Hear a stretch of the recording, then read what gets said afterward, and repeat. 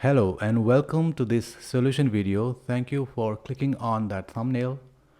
This is the edited version of my previous videos where I prepared answers of each of these questions of this exam, which is paper 1 pure math 970912 May June 2021. I prepared these videos 2 days immediately after the exam was written. The quality of audio was not that good at that time. My system was not that efficient. I've tried to improve the audio quality. I hope you will like the video. If you do, please give it a thumbs up and subscribe to my channel. Thank you very much. Well, this is question number 1, and there are several ways of doing this question. The challenging part here is we are not used to having 4x inside the bracket. Okay. So the easiest way of doing that is expand this. There are several other ways, but I like this one. So what do I mean by expansion? Just write 4x plus a, 4x plus a, and plus b. If I expand this square, I will get 16x square plus a square plus 8ax, and then we have plus b. Now let's write this under this. 16x square is under 16x square. 8ax, in place of 8ax we'll write minus 24x, right? And we have two constants, a square and b. For them we will write 10, right? So 16x square is equal, no problem with that, that's fine. Now we will see here that 8a is equal to minus 24. 8a is equal to minus 24, so a becomes minus 24 divided by 8, which comes out to be minus 3. So that means here it will be 4x minus 3 square. Now what is left? B. But 10 is not only b, it is plus 10, right? It is not only b, it is a square plus b. So we will write a square plus b equal to 10.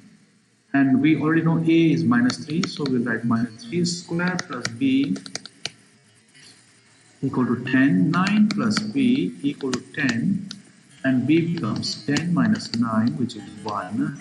And finally, this will be your answer. In B part of this question, they say that it is given that 16x square minus 24x plus 10 equal to k has exactly one root. So one root, it's a quadratic, so let's put everything on the left side, then we will talk about roots. So it will become 16x square minus 24x plus 10 equal to k. So move this k also to the left side. It becomes 16x square minus 24x plus 10 minus k equal to 0. And for having one root only, our determinant, which is b square minus 4ac, should be equal to 0. Right? And what is ABC? Let's identify. This is A, 16, minus 24 is B, and plus 10 minus K is C. And we'll substitute it here. So minus 24 square minus 4 times 16 times 10 minus K should be equal to 0. And that comes out to 576 minus 64, 640. Plus 64k equal to 0. Plus, because there is a negative here and there is a negative here, they will make it positive. Alright, so 576 minus 640 will be 24 plus 40 minus 64.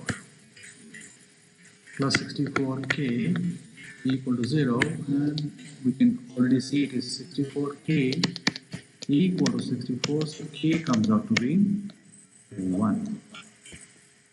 But the question was not to find k, it was to find the root. So let's put this k into the equation, which is this one, and we'll find that root. So 16x square minus 24x plus 10 minus 1 equal to 0 because k is 1 now. So it becomes 16x squared minus 24x plus 9 equal to 0. Since there is only one root, that means we'll get only one answer for that. That means this part is a perfect square. Still, we will use our normal method to factor this and find that one root, okay? So what will I do? I will write 16x squared, and that is 144, 12 times 12, so 12x minus 12x plus 9 equal to 0. 4x is common, so 4x minus 3 minus 3, 4x minus 3 equal to 0, and it comes, voila, 4x minus 3, 4x minus 3, which is same, and we saw that this is the perfect square. And now to find that value of x, the root, we square both sides. It will be 0, and this will be 4x minus 3. 4x becomes equal to 3, x becomes 3 over 4. If we would have taken this as plus minus 4x minus 3, still we would get the same one answer. In this question, it is based on transformations, and for the past 2 exams, they are giving questions on transformations. We have not seen many transformation questions earlier. So, in A part, they're saying describe fully the 2 transformations which have been combined to give the resulting transformation, this one. Okay, so what do? We first compare with what transformed function looks like. Y equal to AF kx minus d plus c. This is how a transformed function looks like. So let me tell you one by one what is what. This is called vertical, or in the direction of y-axis, vertical stretch or compression. Okay, this is called horizontal, or in the direction of x-axis, compression or stretch. Opposite of this, right? It reciprocates. During the course of this question, we'll talk about it. Now, this is called horizontal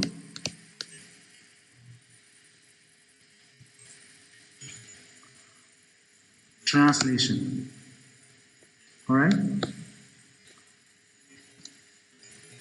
And this is called vertical translation. So let's see what this compares with. All right. So can you see it is outside function. This 2 is outside function. So it is just like this A. So this will be a vertical stretch by a factor of 2. That's first, right? Second, there is a subtraction from x, which is like this. Yes, so it will be a horizontal translation, or translation in the direction of x-axis. Okay, I write it horizontal translation. Because this is minus already in our formula, this is a formula, so d will be positive. That means this is positive 1. Okay, and we'll say positive is on x-axis. If you see, this is positive and this is negative, right? So it will be a horizontal translation to the right by 1 unit. This is the second translation. Please be sure, whenever this negative does not mean it's going to left. Negative means it's going to the right, because our general formula has a negative already in it. So that's why it is a translation to the right. Let's see what B part talks about.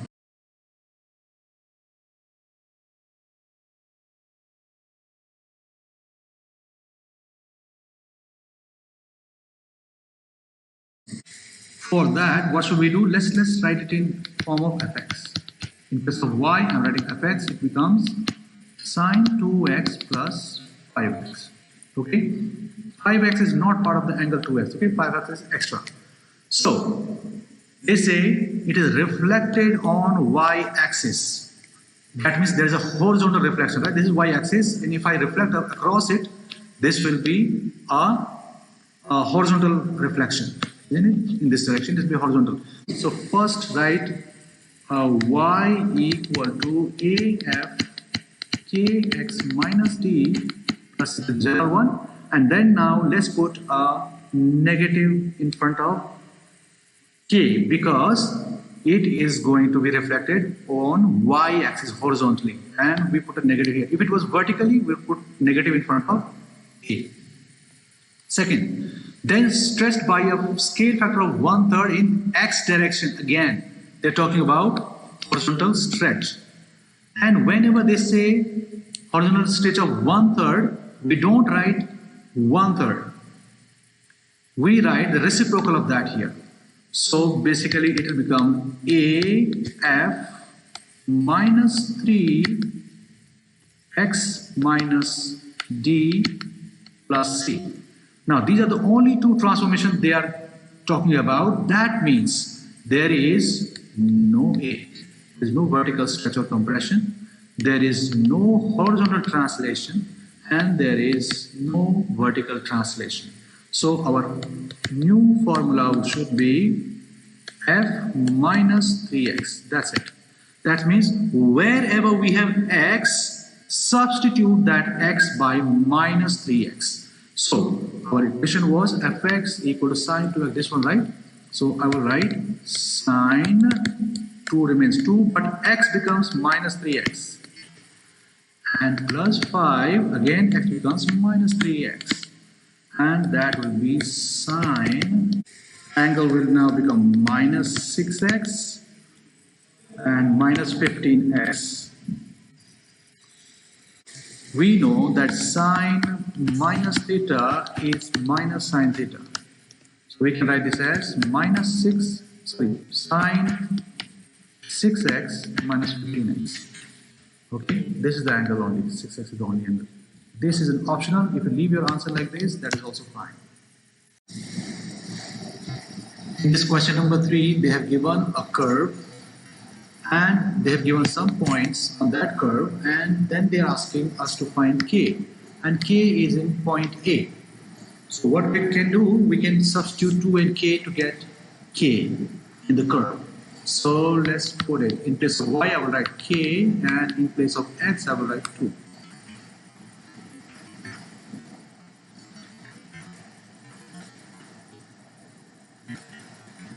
So k becomes this negative 1,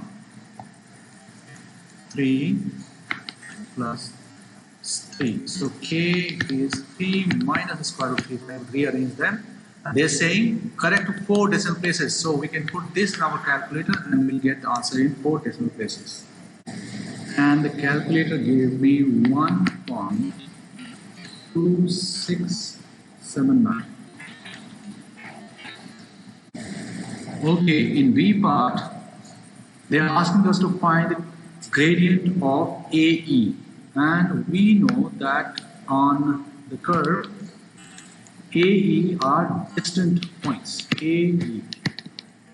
So they, by gradient, they don't mean to find the gradient of the curve because it's not possible. It's changing on every point. So they are asking us to find the gradient of this secant, which is a straight line joining AE, just like a chord in a circle. So what is the gradient? Gradient is, line is y2 minus y1 over x2 minus x1, and y2 is, let's say AE, this is 3, 3, this is 2k. So 3 minus k, k is 1.2679 over 3 minus 2, and that comes out to be 3 minus 1 will be 1.7321. That is the gradient. Okay, let's move to part C. It says the gradient of BE, CE, and DE are 1 point blah blah blah. They have given 3 gradients. Okay, and state giving a reason for your answer. What values of the 4 gradients? 1 we found out, and 3 are given here. What do they suggest? Okay, so as in past part, we knew that A is too far from E. So that's why it is a secant. B will be little closer, and then C will be even closer, and D will be even closer. So if I draw a secant from B to E, can you see the gradient has changed? So from C to E, it has changed further, and D to E, it has changed further. So basically, it is becoming closer to the tangent. If I draw a line which is a tangent to E, so this, the closest one, which is CDE, rather DE, is coming closer to the tangent. And they are saying what is it suggesting about the gradient of the curve. And gradient of the curve is nothing but gradient of tangent. So these values, if we look at them, it was 1.7321 when we were at AE. As we went, it was 97, 99, 9997. That means it suggests that the gradient of tangent at E is 2. Yes, so it's coming closer and closer to 2 as we are coming to point E. And that's what we can write. So we can write that as the gradient of secants joining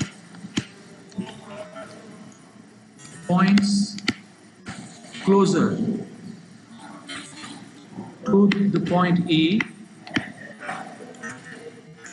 are nearing 2 the gradient of tangent or curve. Yeah, both are same thing. At E is equal to 2. Okay, in this question number 4, they have given us 2 expansions which we have to expand through binomial expansion, but they have confirmed that the coefficient of x is p and coefficient of 1 over x in the second one is q, and the relationship is p is 6 times q, and you have to find the value of k. And if you can see that k is only in this part, not in the first part, so first part should be easier. So let's expand that one. 4x plus 10 over x cube. Now we will not expand all the terms, we'll just focus on the ones which will give us x. And what can give us x? Let's see that. So one by one we can do. So 3, it can be that I'm not adding 4 and 10. I'm just seeing what will give me x. So if I give all 3 to this and 0 to 1 over x, that is going to give me x cubed. So no, this is of use. Next one, x squared to this one and 1 over x to this one. Yeah, that is giving me x. Yeah, x squared and x will cancel. That means I have to focus on the term which has a square for x, and that will be n, which is 3 in this case. C, I want a square of x, so 2 and 4x, and this is the square I'm talking about. And we will have 10 over x, rather. 10 over x to the power 1. So what should we do? This number and this number must match, and this exponent and this exponent must add up to n. Okay, this is what normal expansion is. So that will give me 3c2 will give me just 3. Yeah. And 4x squared will give me 16x squared. Let's keep it out. And then we have 10 to the power 1, 10 over x. Okay, so this comes out to be 16 times 48, 480, and x squared. And x will get cancelled, one of the x's, so 480x. So 480 is the coefficient of x in the expansion of the first one. That means p is 480. Since we know p is 6 times q, 480 will be 6 times q. That makes q equal to 480 over 6, and that is 80. Now we have to focus on the second expansion. Let's focus on that one. Second expansion was 2x plus k over x squared and to the power 5. And we need to focus on the term that will give us 1 over x. So let's do the same thing like we did for the first one. So first we have x on one side. Their sum should be 5 this time, okay, because n is 5. So 1 over x squared on the other side. Yeah, I'm ignoring 2 and k for the time being because I want to select this the term that will give me 1 over x. So let's give all 5 to this one, 0 to this one. This will give me x to the power 5. So we don't need this. Got it. Let's x to the power 4 here and 1 over x to the power square to the power 1 here. So this will give me x squared. So no, we don't want this. Let's go further. Cube here, 1 over x square here. And yes, that will give me 1 over x. And this is the term I should focus on. So it will be 2x cube, that's what I want, and 1 over k over x square that I want. Yes? So this 3 must match with NCR, so n is 5, c 3. Now 3 and 3 is matching, and 3 plus 2 is 5, which is 5 here. Perfect. So let's expand this now. 5c3 will be 10. Okay, 2x cube will be 8x cube. And it will become k squared over x to the power 4. And 3 will cancel, rather whole of it will cancel with power of this, will be left with 1 over x. So we get what? 10, rather 80. 80 k squared. 10 times 8 times k squared over x times 1 over x. Right? So this becomes the coefficient of 1 over x. And we already know it is q and it should be 80. So 80 k squared equal to 80. So k square will be 80 over 80, 1, and k is either plus 1 or minus 1. That gives us the final answer. These are the possible values of k. In question number 5, they have given us a function f, and now they're asking in a part to find f of x. So when we write f of x, we can change it to f of fx first. And then we find the equivalent expression, which is 2x squared plus 3 in place of fx inside. Now in fx, in place of x, we have to plug in this. So we will write 2. Now x is replaced by 2x squared plus 3. And because x is squared, so I have to square this also. Plus 3. We will expand the bracket first. So it will be 4 x to the power 4 plus 9 plus 6 times 12 x squared plus 3. And if we expand it further, it will be 8 x to the power 4 plus 18 plus 24 x squared plus 3. 8x4 plus 24x squared plus 21. This is the simplest form. In B part, they are asking us to solve f of x is equal to 34x squared plus 19. So we know f of x, we put it here. So 8x to the power 4 plus 24x squared plus 21 equal to 34x squared plus 19. And let's bring everything to the left side. So it becomes 8x to the power 4 plus 24x squared plus 21 minus 34x squared minus 19 equal to 0. These can be simplified. So it becomes 8x4 minus 10. X squared, 21 minus 19 is plus 2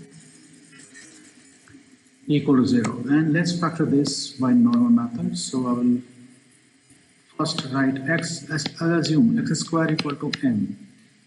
So this becomes 8m square minus 10m plus 2 equal to 0. I have factored this now. 8m square minus 8m minus 2m plus 2 equal to 0. 8m is common here, so we are left with m minus 1 minus 2, m minus 1 equal to 0. So we get 8m minus 2, m minus 1 equal to 0. This will give us 8m minus 2 equal to 0. 8m equal to 2, m equal to 2 over 8 or 1 over 4. This gives us m minus 1 equal to 0, which is m is equal to 1. But m was not originally, it was x squared, right? So we have to put x squared equal to 1 over 4, square root, both sides, x comes plus and minus half. And here, if I write x squared equal to 1, and square root both sides, x will be plus minus 1. And if we see in our original equation, it was given that x is greater than or equal to 0. So we cannot take the negative ones. So x equal to positive half is the only answer, and x equal to 1, positive 1 is the only answer from 2. This question number 6 talks about the equation of a perpendicular bisector of a line which has two endpoints A and B. A is 8, 3 and B is PQ. Perpendicular bisector is the one which passes through the midpoint, right? So now what will be the coordinates of the midpoint? It will be 8 plus P divided by 2 and Q plus 3 divided by 2. This is how we find midpoint. Since the equation is given and P and Q are two unknown variables, right? To find the two unknown variables, we need two equations.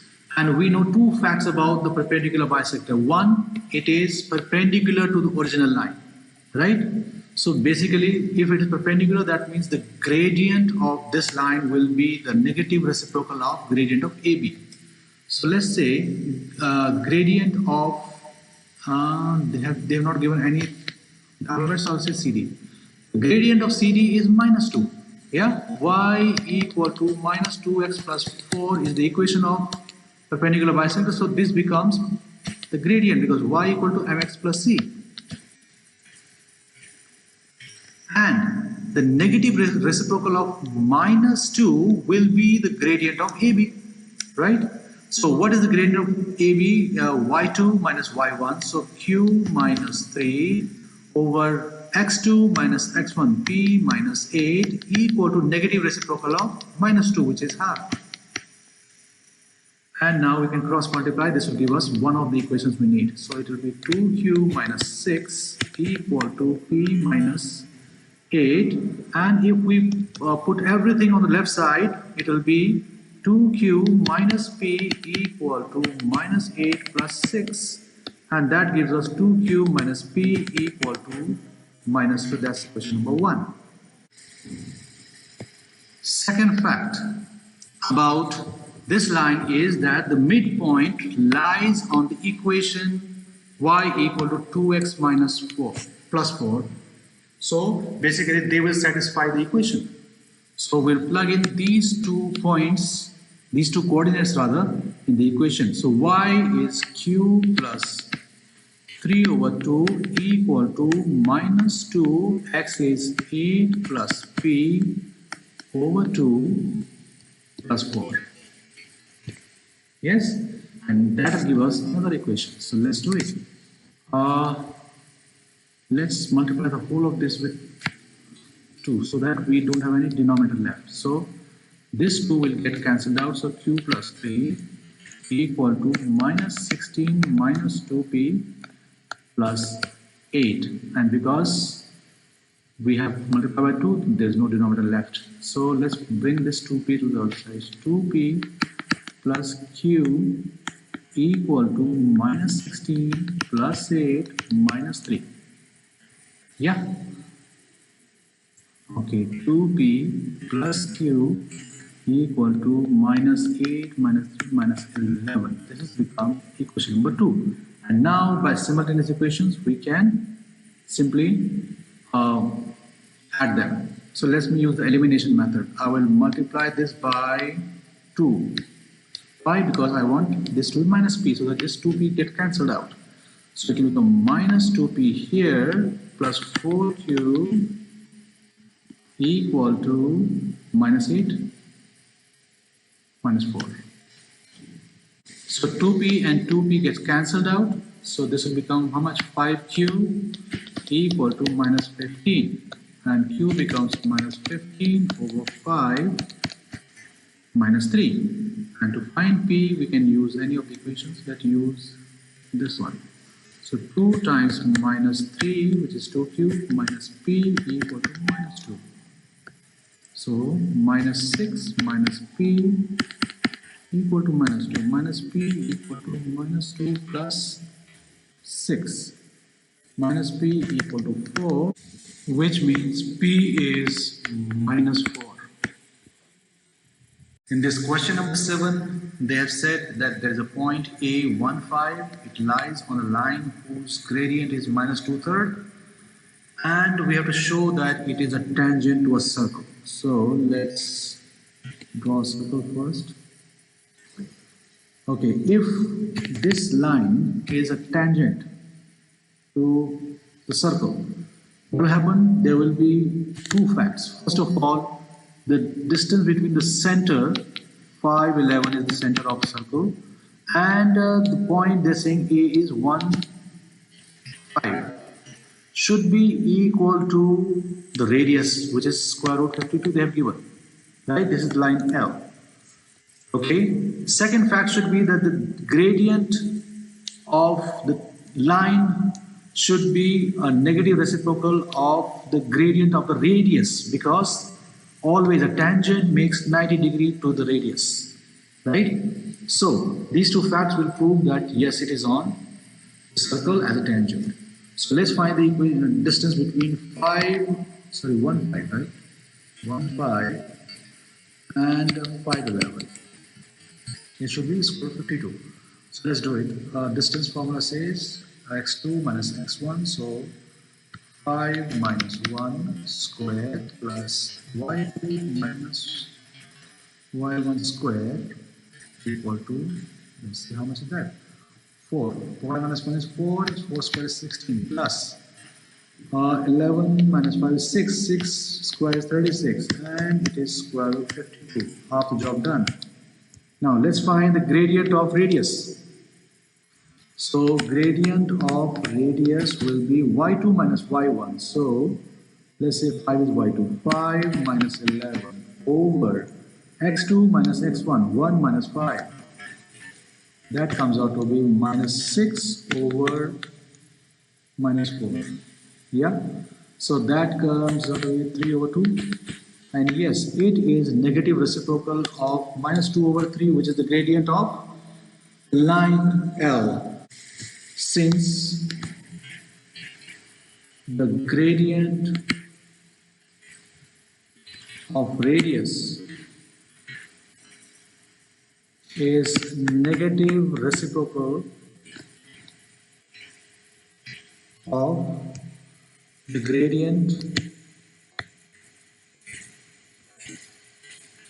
of line L, they are perpendicular to each other.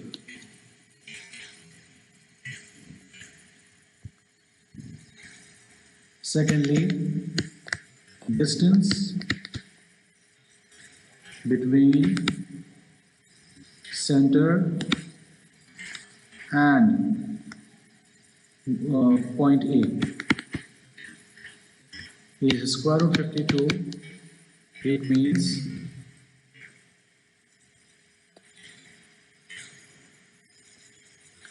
A lies on the circle. Hence, line L is a tangent to the circle.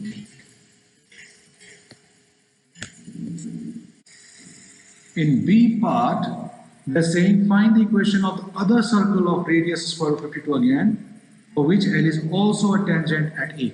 Okay. So basically we have to draw another circle, and I don't think we have space for that.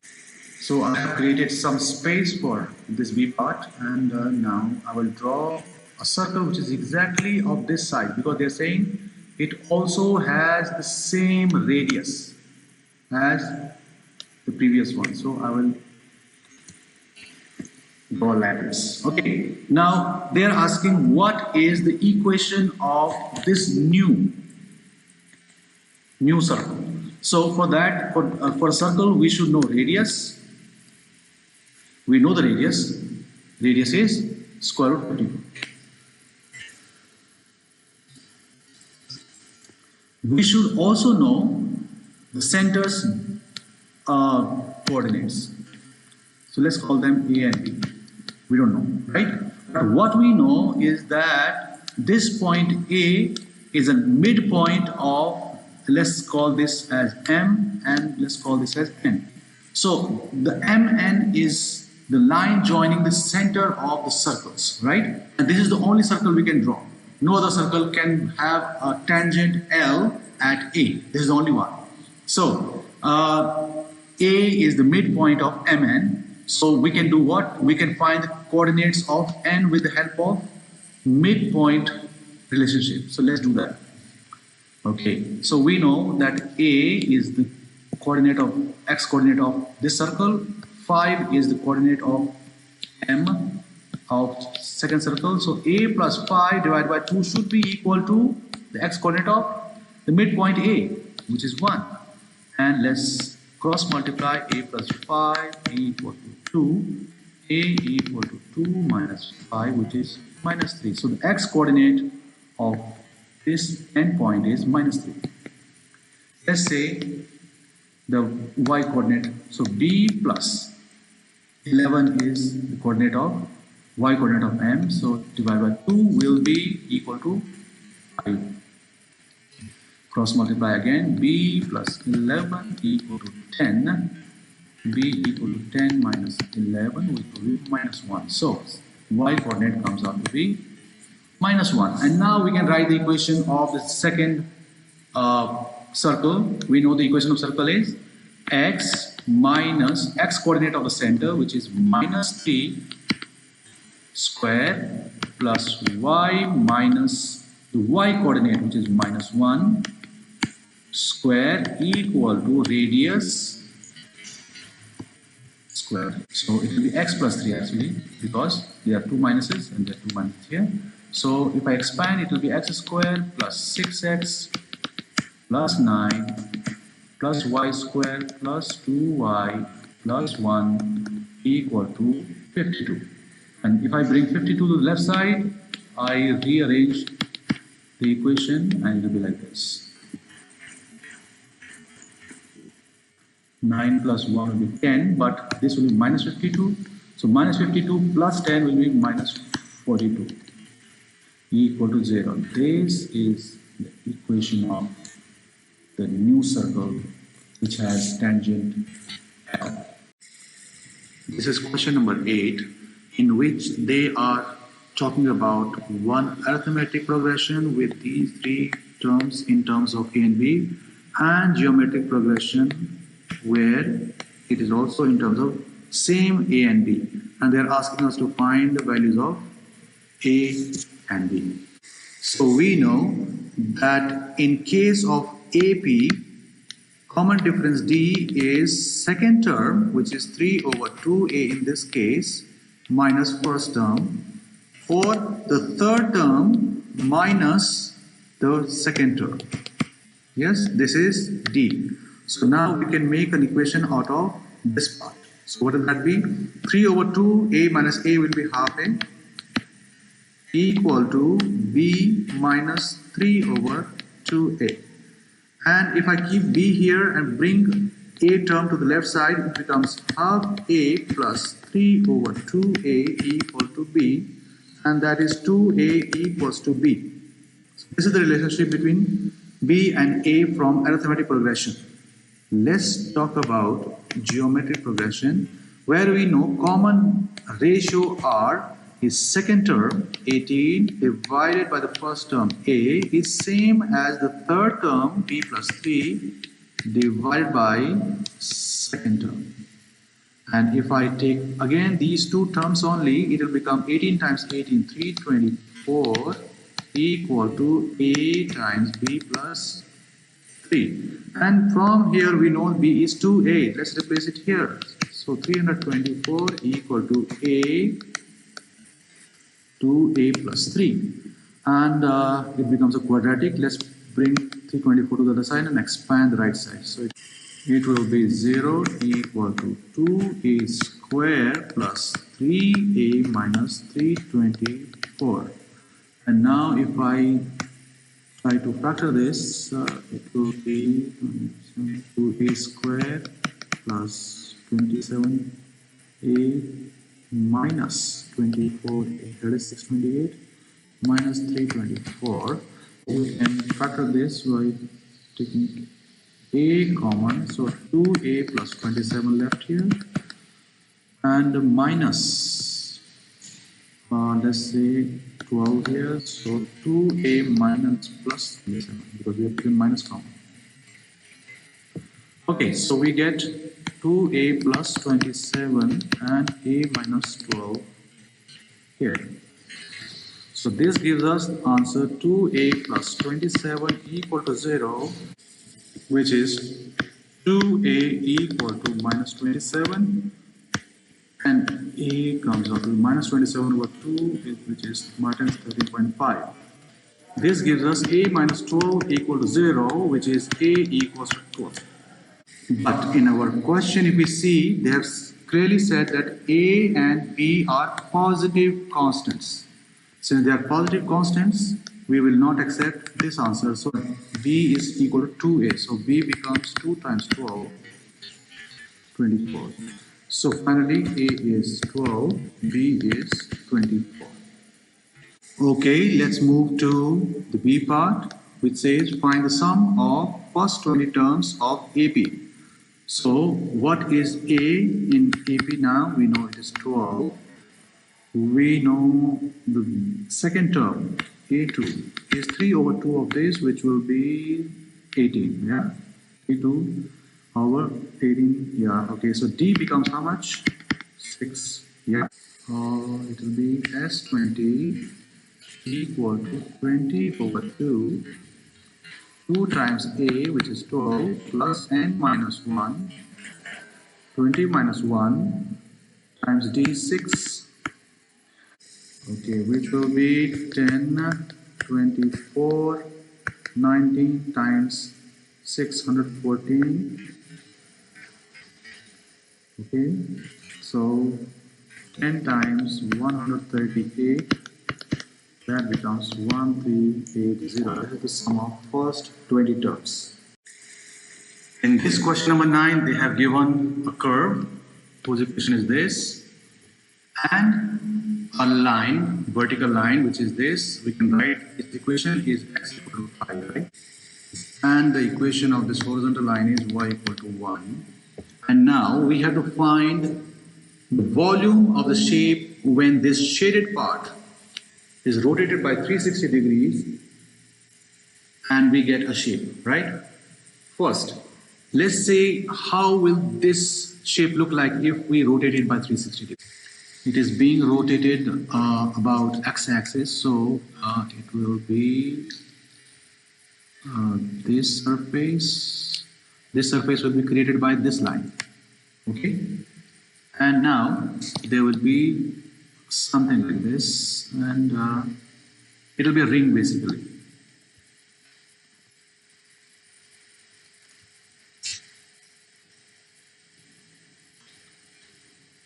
So we have to find the volume of this one. So for that, first we should know what is this point. What are the coordinates of this point? We know that the y coordinate is 1.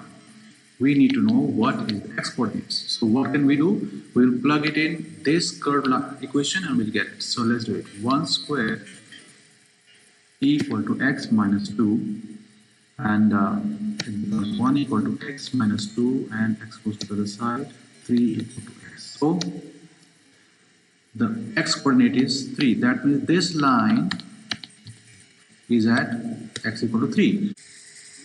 So to find the volume of this particular shape, the one I have just drawn, I will find the volume by rotating this curve about 360 degrees. So it will be, we know it, pi y square, and y square is x minus 2, isn't it? Dx. That will be the volume created by rotating the area under this curve. But we have to subtract the volume created by this rectangle, which is nothing but a cylinder. So we know it is pi r square h. That is the area of the cylinder, right? That cylinder will remove from this whole area. So let's see if we know the radius of that cylinder. Yes, we know it. This is the radius of the cylinder because that will be that length, which is 1.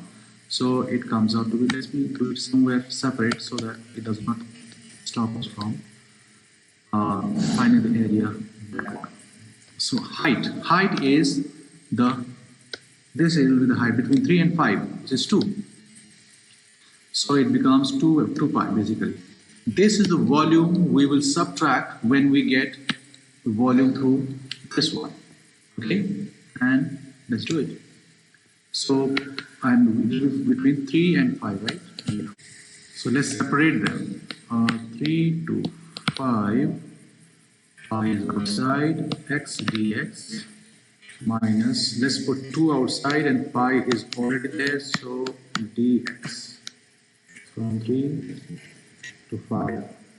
Okay, so both of them have pi, so we can keep pi outside. It will not interfere with our integration. Okay, so the integration of x will be x square over 2 minus, pi is outside already, so it will be minus 2 x plus c, and from 3 to 5.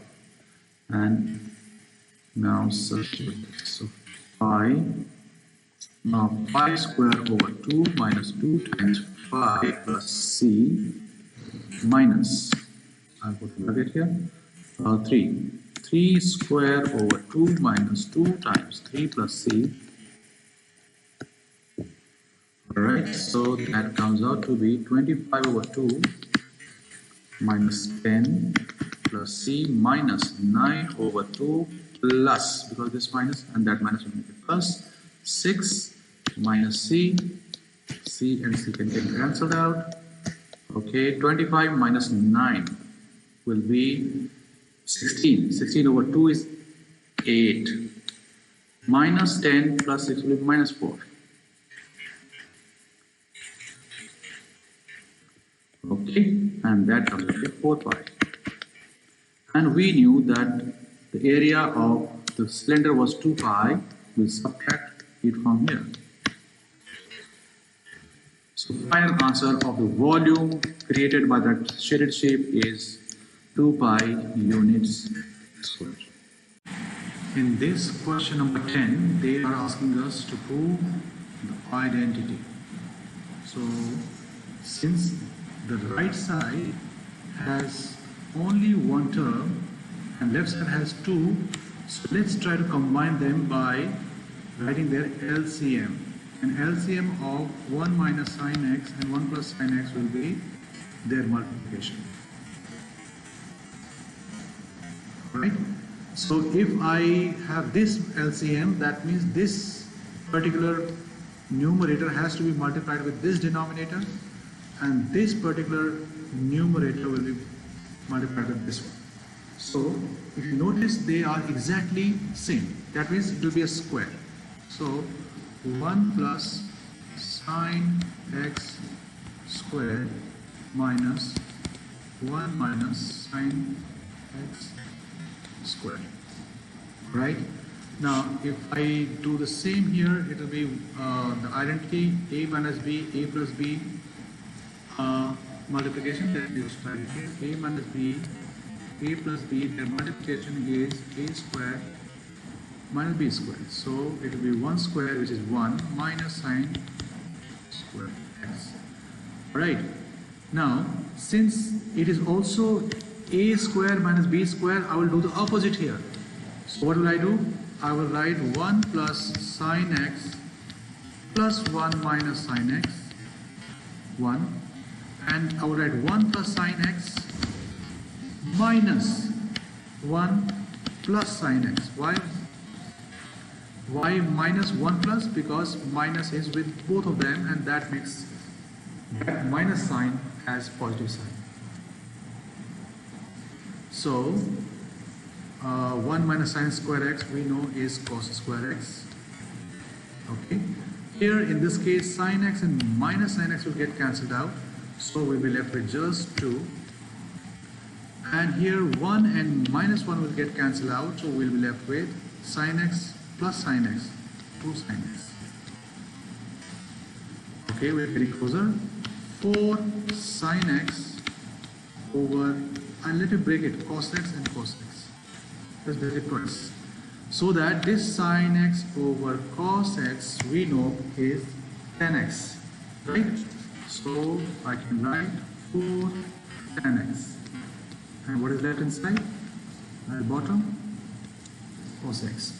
And this is what they were asking us to do.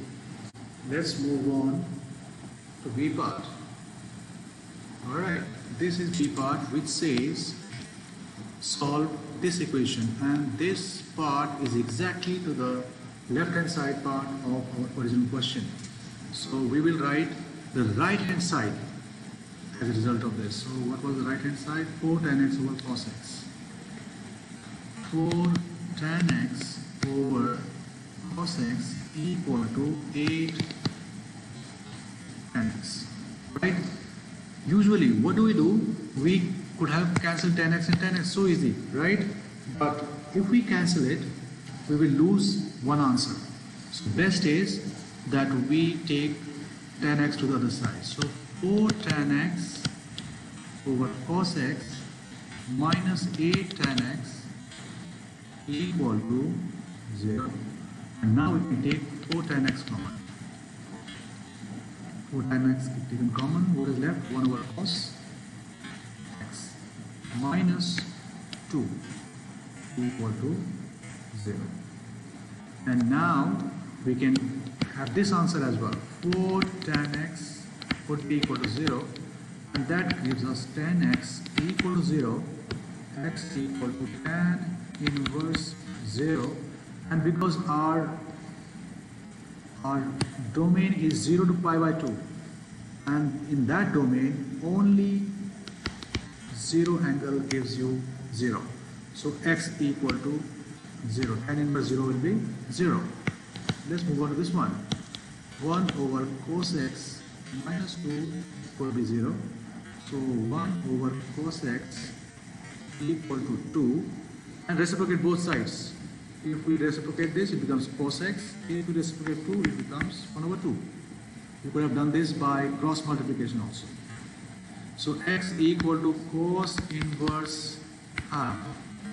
And since again our domain is 0 to pi by 2, there is no need to go to any other quadrant. This is the first quadrant only. And cos inverse half is pi by 3. This is our second answer.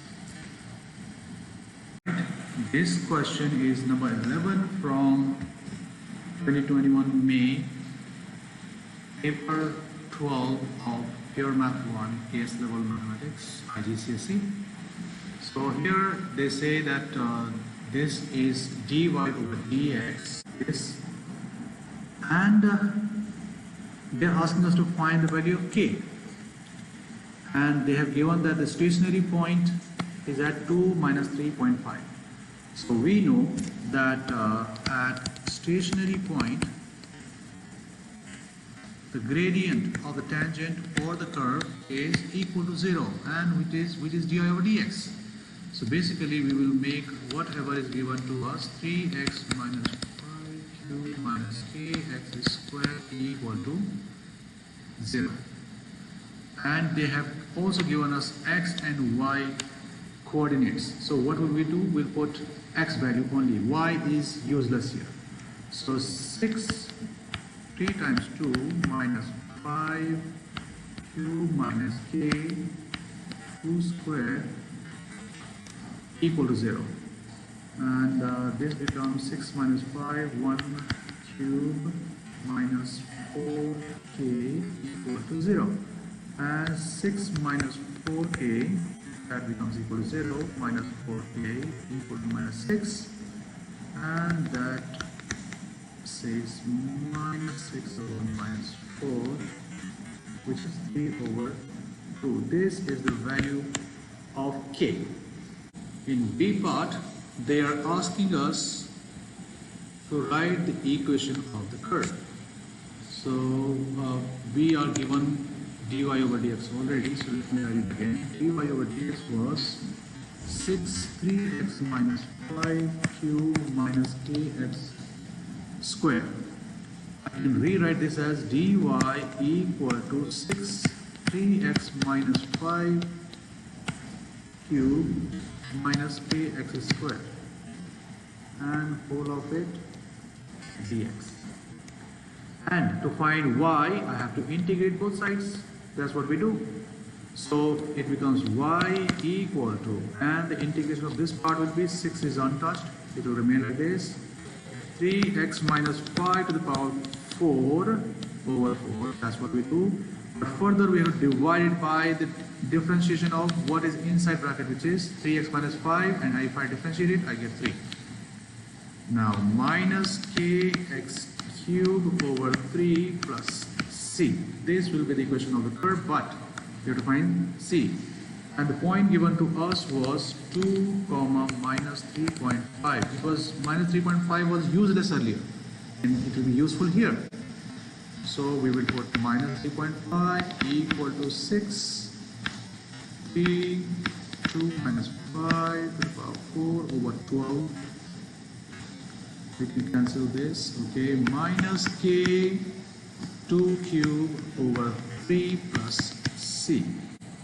So now we can write minus 3.5 equal to, and it was 3, 6 minus 5 is 1, 1 to the power 4 is 1 again, so just half. K we already know, what was k? 3 over 2. So minus 3 over 2, and 2 cube is 8 over 3, 3 and 3 cancel, 2 and 8 also cancel, plus 6. Let's put all the numbers to the left side now. Minus 3.5 minus half. Half will be written 0.5. Just write all of them in decimal. And we are left with only 4 here, with plus 4 equal to c. Minus 3.5 minus 0.5, this is 0. And that's c 0. So our equation is this one, which becomes y equal to 3x minus 5 to the power 4 over 2 minus 3 over 2, 3 and 3, let me write 3 over 2, and x cube over 3, which will cancel out, and final equation becomes y equal to 3x minus 5 to the power 4 over 2 minus x cube over 2. There is a c part also, and c part is nothing but they're asking find d square y over dx square. That means we have to differentiate dy over dx. That's what they gave us, right? So let me write what was there. So it will be 6 3x minus 5 cube minus 3 over 2x square prime. Yes, that gives us du square over dx. So let's do it. Again, 6 is untouched, and we'll differentiate with 3 comes in front, 3x minus 5, 3 goes down by 1, and further we multiply by differentiation of what is inside. And this one will be minus 3 over 2 remains 8, 2 comes in front, x, and nothing more. So it becomes 6 times 9, 54. 3x minus 5 squared minus 2 and 2 cancel, 3x. That is d square y over dx squared.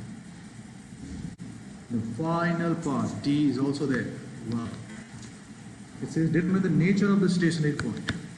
Okay, the stationary point was 2 minus 3.5.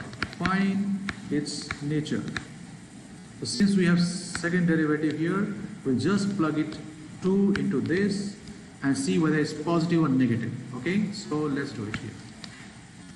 54, 3 times 2 minus 5 square minus 3 times 2. Yes, okay. So 54 times 1 square is 1 minus 6. That comes out with 48. Positive. Positive second derivative means it is a minimum. This is the solution of the question number 10 of paper 12 AS level pure math. The students wrote it in May 2021 first week, and this was the question number 10 and which troubled everyone. So very few students could get it, so I thought let me make a solution video for this. Here they say there are 7 pipes which are tied by a rope and their centers are A, B, C, D, E, F. The center of the central one is not given. And A part asks, show that angle PAQ is this one. This angle is 1 over 3 pi radians. Okay. So what I've done, I have joined the centers of all the pipes. It was not part of the question, but I have done it to make sure that we proceed well. Because we have to show, we can show 2 ways, logically and mathematically. So logically, I will just explain it. I will not do it, but mathematically what they expect you in exams, I think that's what I'll do. So if I take this part of the circle, if you see this thread, this rope here is making 90-degree of the angle, because in question they say that the Q and P are the parts where the rope touches the circle horizontally. Basically it's a tangent, so it's a 90-degree, right? Same is here. If you can see, this is also 90-degree and this is also horizontal, right? So wherever this ended, Q, this started. Similarly, wherever this ends, the same part of the circle, it starts, and so on. That means these 6 arcs will make a complete circle. And that's why the angle subtended by this arc PQ will be pi by 3. Because 2 pi is 360 degrees the whole circle, and divided by 6 will give us 1/3 of pi. But let's do it proper mathematical way also. It's cleaned now, so I drew another line vertically from A to B because it's a regular hexagon. We've got this one, it's a regular hexagon, and if I draw a line from A to E, it will be a vertical line again. So we know that this is 90 and this is also 90, right? So this particular distance is 40 centimeters. This is also 40. That means the triangle AFE is an isosceles triangle. We know that one angle of a regular hexagon is 2 pi by 3, which is 120 degrees, right? That means this angle will be known to us. Yeah, it will be pi minus 2 pi by 3 divided by 2. Pi is the sum of all the angles of a triangle. 2 pi by 3 is the angle of this corner, which is hexagon's one corner, and that will come out to be pi by 6. So this angle is pi by 6, which is angle FAE, right? We know this is 90, which is pi by 2. We know this is pi by 2. So now we can add all of them and we'll prove that that is pi by 3. So what will we do? We know angle at a point. Angle at point A, the angles, okay, will be, okay, angle QAB plus angle BAE plus angle EAF plus and angle FAP plus angle PAQ, and this is the angle they're asking. We know their sum will be 2 pi. Yeah. Now we know QAB. QAB is pi by 2. BAE is also pi by 2. EAF is, we just found out, pi by 6.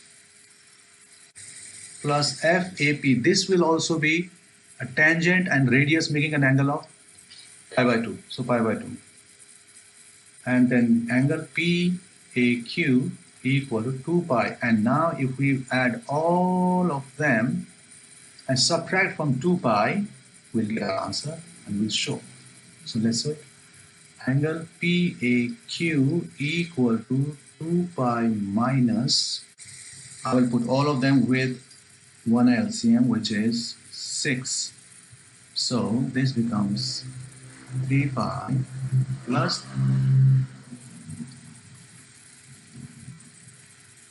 it becomes 3 pi plus 3 pi plus pi plus 3 pi. Okay, that comes out to be 2 pi minus 3 plus 3, 6, 7 plus 3, 10 pi over 6. We can write this as 12 pi minus 10 pi over 6, and that is 2 pi over 6. And we can write it as 1 over 3 pi. This is what they wanted us to show. Done. Let's move to B part. And in B part, these are asking what is the length of the rope that is tying these 7 pipes. So for that, what do we need to do? We know this length, this one, this horizontal length, we know it is 40 because parallel to it we have 20 radius and 20 radius. So we have one, yeah, it's written here 40, 40, 40. So we have 6 such lengths. So 6 times 40 equal to 240. That becomes the length of straight bars.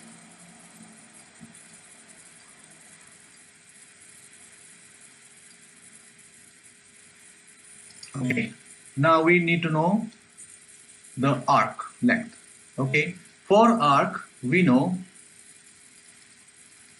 arc is r theta. Radius is 20 and theta is pi by 3, so it becomes 20 pi over 3. Now there are 6 of them arcs, so we will write 6 times 20 pi by 3.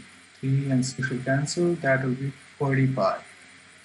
So now we want to find total length of rope, which will be 240 plus 40 pi.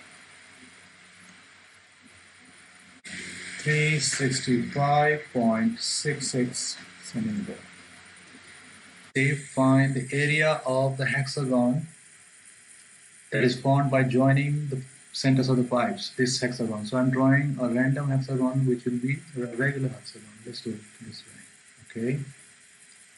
So now we know that the hexagon we have formed by joining the centers has a side length of 40 centimeters. So it's a truth, it's a universal truth that if we add join rather the vertices, opposite vertices of a hexagon, we get 6 equilateral triangles. So if we find the area of one of them, we'll find the area of all 6 by multiplying by 6. So let's do this. So we know this is 40, this is 40, and the angle of each one, equilateral triangle, is always pi by 3. An area of a triangle is half AB sine C, which comes out to be half A is 40, B is also 40. An angle between them will be sine pi by 3. We know angle of an equilateral triangle is pi by 3. So 2 and 40 cancel. That comes out to be 800. And sine pi by 3 will be square root 3 over 2. So that comes out to 400 square root 3. But this is for one triangle. We know we want 6 triangles. 400 square root 3. That comes out to 400 square root 3 centimeters square. That's the area of one hexagon. Now D part. In D part they said find the area under the whole rope. So the rope has so much extra than hexagon. So we have a rectangle on top of it. So we'll find the area of that rectangle first, which is area of rectangle will be 40, which is one side, and 20 is the radius which encloses it. So that will be 800 for one rectangle. And we have 6 such rectangles. You will see 1, 2, 3, 4, 5 will be here, and 6 will be here. So 6 times 800 will be for all rectangles, 4800. Now what is left out is the 6 sectors. 1 here, 2, 3, 4, like this. 5 and 6 we found out. So area of sector, one sector, will be half theta. Theta is we found in first part, pi over 3. R square is 20 square. So it comes out to be 400 over 6 pi, and we have to multiply it by 6 because there are 6 sectors. So this and this gets cancelled out. So 400 pi. All right. So now we will, our total area will be 2400. This is what we got for hexagon. 2400 square root 3. Then we got 4800 for rectangles. And then we got 400 pi for the sectors. And that's it. We'll add them and give our answer. And it came out to be 10,213.56 centimeters square.